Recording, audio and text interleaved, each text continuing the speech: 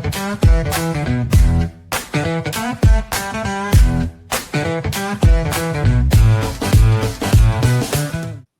a keynote speaker is, I guess I would define it as, and in the context of what I've done, it's like a person that an association or a company or an event hires to kick off a conference or to close out a conference. So for example, I'm speaking to a bunch of student union college professionals this Sunday in New York City. And it's going to be like 800 professionals that are coming together to network with each other and to learn.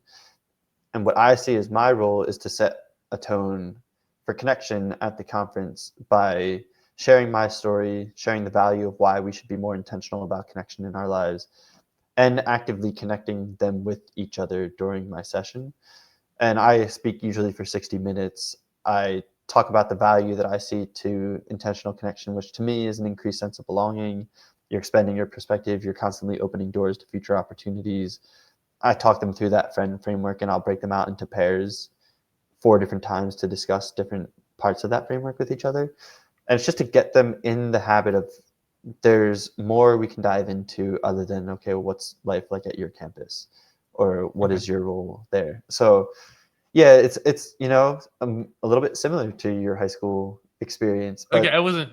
Yeah, I yeah, know those are motivational speakers, but like they call it, we had keynotes as well, and right. And I don't consider myself a motivational speaker because I think of motivational speaker as like Tony Robbins, like go out and make 100 sales calls today. And that's I not you. more no, I'm just saying I've done this thing in my life and it has proven, like, the thing that I think about is, I've been talking about this more, like John Lennon and Paul McCartney met in passing through a friend at a church festival when they were like 15, 16 years old. And that chance encounter led to a cultural revolution, and their catalog is now valued at over $1 billion.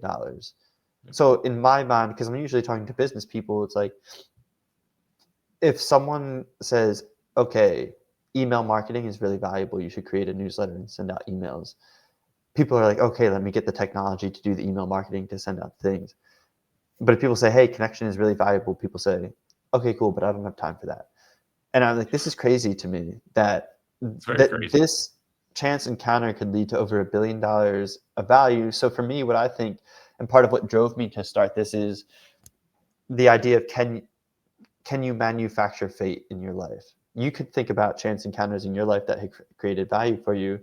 And if that holds true, if you go and intentionally meet 10,000 people, are you able to create more value in your life? And I've seen that the answer to that is a resounding yes. Because of all, and I talked about the apartment, the gratitude, the keynotes, all the things that I've gotten out of it. And those are just a few examples. So Yeah. I'm just trying to show people, like, hey, I've kind of walked the walk and it's cool. Like, the view is really great up here. So if you want to come up and see it as well, the path is there. That's kind of how I approach it. All you have to do is do it. Exactly. With part of this doing it, how vulnerable do you think you need to be to do it properly? Because you're making a human connection. You have to open yourself up. Are you okay being vulnerable? What would you give advice to somebody who's like, I'm not sure I can open up that much? I'm okay with being vulnerable. I think it's because I trust people, and I like there's really nothing for them to gain from me being vulnerable. They're not gonna. I don't see how they could weaponize it in any way. I think Okay. it's about setting the tone of respect too. Like, I'm coming to the table to respect their stories. So it probably gets easier the more you do it. I mean, I'm very comfortable with it now. I've met a bunch of people, but I think that's the importance for me of having a goal. Because if you say, okay, I'm going to meet one person a month for the next year, your third meeting might be terrible and really awkward, and you don't feel good about it. But then you say, okay, well, I have 4, 5, 6 to grow and get better, and maybe 7 is going to be really awesome, and 8 is going to be fantastic. So if you have 12 meetings on the calendar, one bad one isn't bad. It's good But batting average. yeah, and so if you are thinking about it in that way, you're giving yourself more space for failure. And I've always been, with my keynote speaking too, like, I don't need to be the best speaker in the world during my first 2 speeches. I'm obviously going to be nervous. But if I try to be a really good speaker by my 200th speech, okay, then I can see the first 200 as a growth period. So Same thing here. I remember my first interviews. I remember my worst interview, and I still feel bad that I wasted a person's hour. What I felt wasn't a good interview. Hopefully they didn't feel the way I felt, but I knew I could have done better. And it's a learning thing. You can't pick up a guitar and be great at it. Exactly. Yeah. And so maybe you're not exactly vulnerable the first time, but I think you can get more and more comfortable with it the more you meet people. And that's why I think treating connection as a habit is so important rather than just a one-off thing or a passive thing that comes up in your life.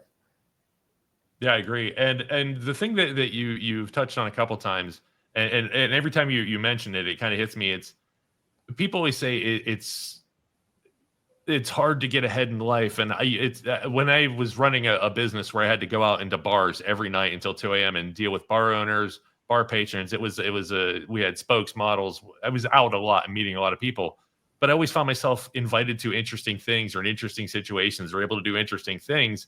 It was because I was constantly meeting people. It's almost proving the rule that it's not what you know, it's who you know. Mm-hmm. If you know people and you treat them well and you surround yourself with good people, hopefully as well, you will find that these opportunities are there. You are manufacturing your own fate. Your chance encounters are going to happen because you're having chance encounters. If you stay at home and you don't meet people and you stay with your small circle of friends, it gets really hard to have something interesting happen that you didn't plan and work for and do all the things. And instead of just, you wake up one day like, hey, I need an apartment. I wonder. Yeah. You know? Yeah. Yeah. And it's one of my favorite terms is this. It's from this book, The Dictionary of Obscure Sorrows, but it's called onism.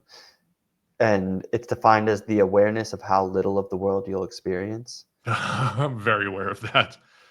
There's so much I want to see and so little of it's touristy. I would love to. I saw a YouTuber, Mike OK, hitchhike across northern China by himself, very little money, with a backpack, a British guy just hitchhiking in a country where you don't really hitchhike, I don't believe. And it was fascinating. It's the stuff I wanted to see. I wanted to see like the desert area, go to the forest area, and all the train. I just wanted to meet those people, and I'm so jealous. He not only does it, but he has this special skill of just making people like him.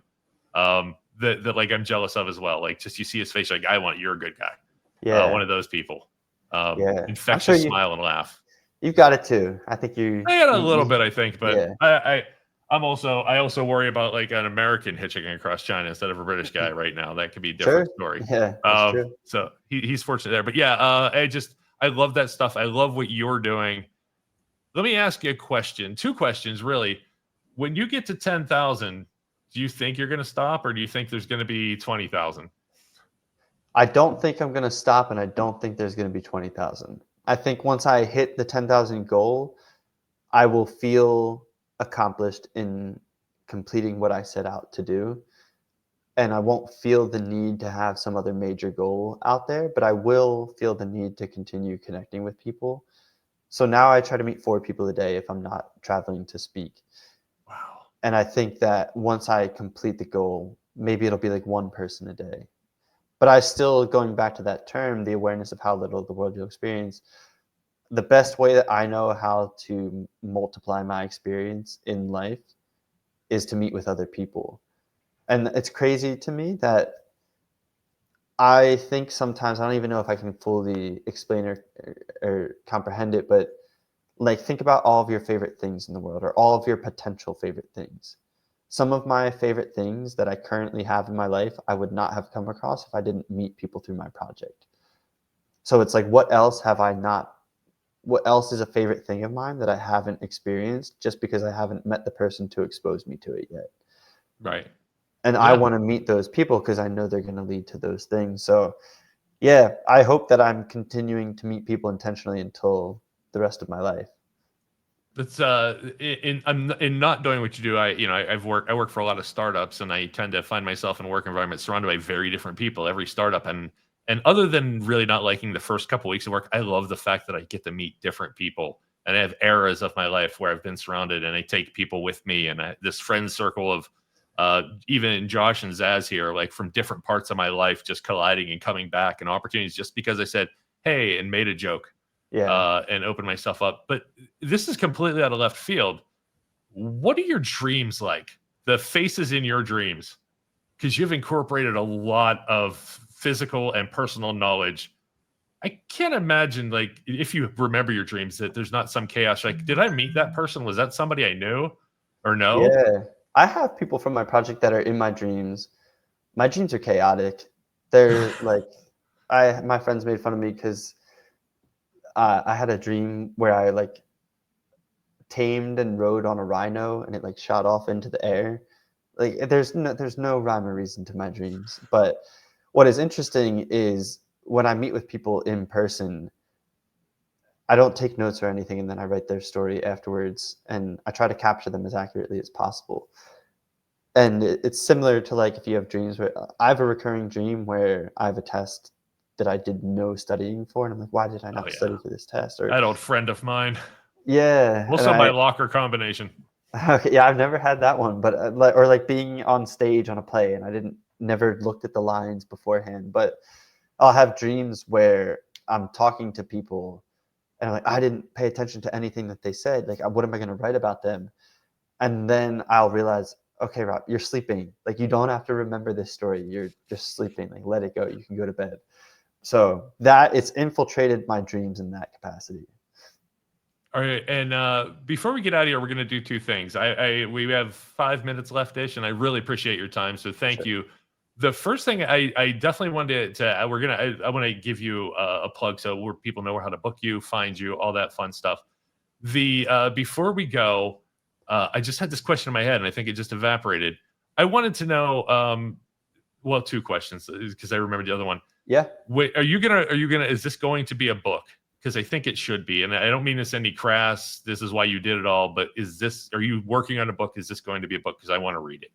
Yeah, I always tell people I have no desire to write a book, but it'd be really dumb of me not to write a book. And I think the interest is there for people to know. And just so many lessons learned, even. Yeah, and I would love to. I had a literary agent last year, and we put together a proposal, but it wasn't the right style of book, and the timing wasn't right. I would love to do a memoir of what this journey has been from my experience, because there's so much to it and all. I will read it. Yeah, there's the whole like entrepreneurial thing of getting to a point of stability and the cycles of confidence and doubt that have come along with that, and going from being a Deloitte consultant to how people perceive you when you're just meeting 10,000. It's a whole thing, but I would love to share my story supported by the stories of people that I've met along the way who've really inspired me and changed my path.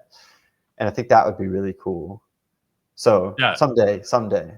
I would like to. I want to encourage you. I always try to leave with encouraging people to do something purely for me. Yeah. Like this is what I want you to do. Sure. So feel free to ignore it. I did have one question. Then we're going to go to tell everybody how they can find Rob Lawless, find Rob's 10K friends, even find out about his keynote speaking and how you can be a friend too. Yeah. Rob, my last question. You were on the Today Show. First off, how cool was that? That was cool. Although I will say the Kelly Clarkson show was better. Not better. It was the Today Show was virtual, so I called into that from my sister's childhood bedroom. Yeah. It was 2020, an amazing experience, and I'm very happy to do that. The Kelly Clarkson show was, I'll say, more memorable because the entire audience was made up of people that I had met through my project. I was going to hope that at 10,000, they all have a party for you. Yeah. So we'll have to have Zoom options too, since I've met people from over 90 countries. But yeah, that was probably the most people from my project I've had in one room to date, and that was in 2019. And that was definitely, flew out to LA. The black car picked me up from the hotel, drove me to the studio door, and they put you in the green room. And real celebrity guest treatment. That's awesome. Yeah. We don't do that. Josh, get on that. Hey, just as good. It's just as fun. If you're in Pittsburgh, I would love to meet. I'd love to show you around. I know you said you were here for a while earlier. But yeah, if you're ever around, please let me know. Dinner's on me, sir. Thank you. Yeah, I will definitely take you up on that. And I hope to be back sometime. Thanks for being on the show. Everybody, Rob, tell everybody how they can get a hold of you and what your website is and all the good details. Sure. So my Instagram account is Rob's 10K Friends. It's where I keep track of everyone that I've met. And I would love for anyone seeing this who's interested in meeting with me to shoot me a message. I'd love to meet with them. You don't need to be interesting. Do not fear that you're not interesting enough. Everyone is interesting, and I don't care either way. I would love to meet with you. So yeah, just if they want to follow along with the project or be part of it, shoot me a message there. And then my keynote speaking is just my name, roblawless.com, which has my topics, the places that I've spoken, spoken at some bigger companies like Fox Sports and Intel and Tubi, and my demo reel is up there. So yeah, if anyone wants to hire me, that would be great too. But Yeah. How can you not want to hire Rob? Like, I just can't imagine if you're on stage for an hour in front of a whole bunch of people, as soon as you walk off stage, they have something to talk about you. You know, like that, you're an icebreaker in and of yourself. Like, do you believe that guy did that? Is this like, and then like, no, I saw interviews. I'm his friend, actually. I know who he is. Yeah. So yeah, you are the icebreaker in the hardest, coldest room, because I've been to meetings, I've been on convention floors, and it's so hard to make connections. It's so hard to like just be not just hand somebody a card and keep walking. Sure. So, hey, thank you for everything you've done to change the world. Thank you for being a guest of ours. Thank you for being an amazing person. I really loved meeting you, Rob. I can't wait to see where this goes. Thank you for your time. Yeah, likewise. Thank you for the encouragement and for giving me the platform, and really great to be on the show. And I'm looking forward to when you and I spend an hour together. Awesome, sir. Have a good one. Everybody have a great night. Be safe.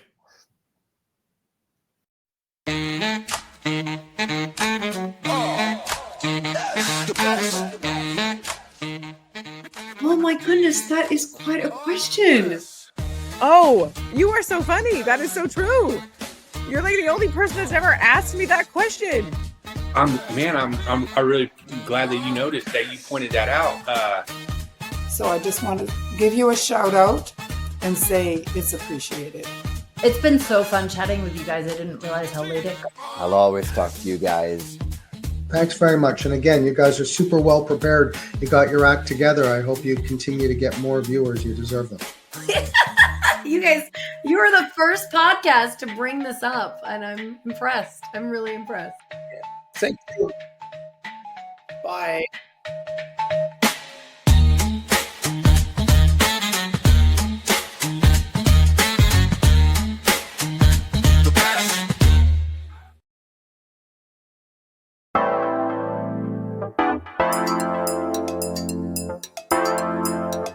Have a great one. Thank you, everybody.